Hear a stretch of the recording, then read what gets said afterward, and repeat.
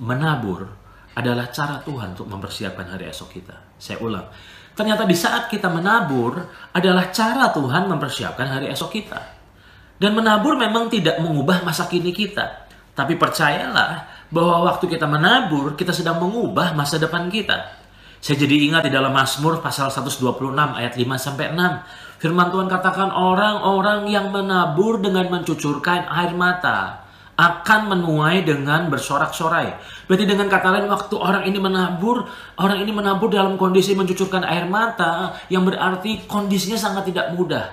Tapi ternyata waktu dia menabur, ternyata dia sedang mengubah masa depannya. Perhatikan ayat yang ke-6 dari Mazmur 126.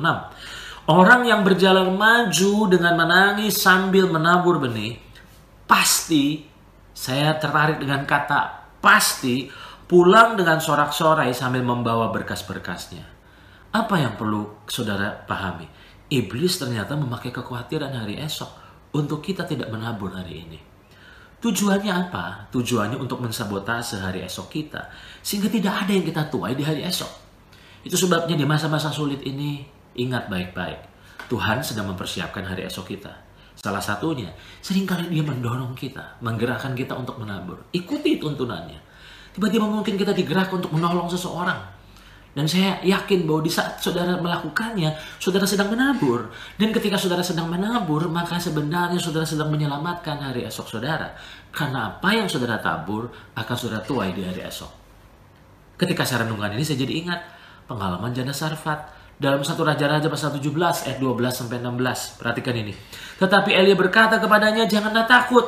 Pulanglah, buatlah seperti yang kau katakan. Tapi buatlah lebih dahulu bagiku sepotong roti bundar kecil daripadanya dan bawalah kepadaku. Kemudian barulah kau buat bagimu dan bagi anakmu. Ingat, di situasi sulit saat itu, maka saya sangat yakin bahwa janda itu sedang mengkhawatirkan hari esok. Karena kenyataan yang sedang dihadapinya itu adalah harta terakhirnya, segenggam tepung dan sedikit minyak. Tapi ternyata cara Tuhan memelihara hari esok daripada janda ini adalah ternyata dengan Tuhan meminta untuk dia menabur. Dan apa yang terjadi?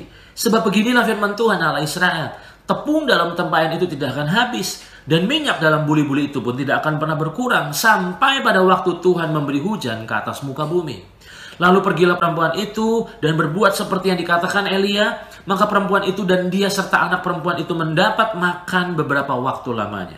Tepung dalam tempayan itu tidak habis. Dan minyak dalam buli-buli tidak berkurang. Seperti firman Tuhan yang diucapkannya dengan perantaraan Elia. Masa sulit tidak membuat akhirnya kita memikirkan terus diri sendiri.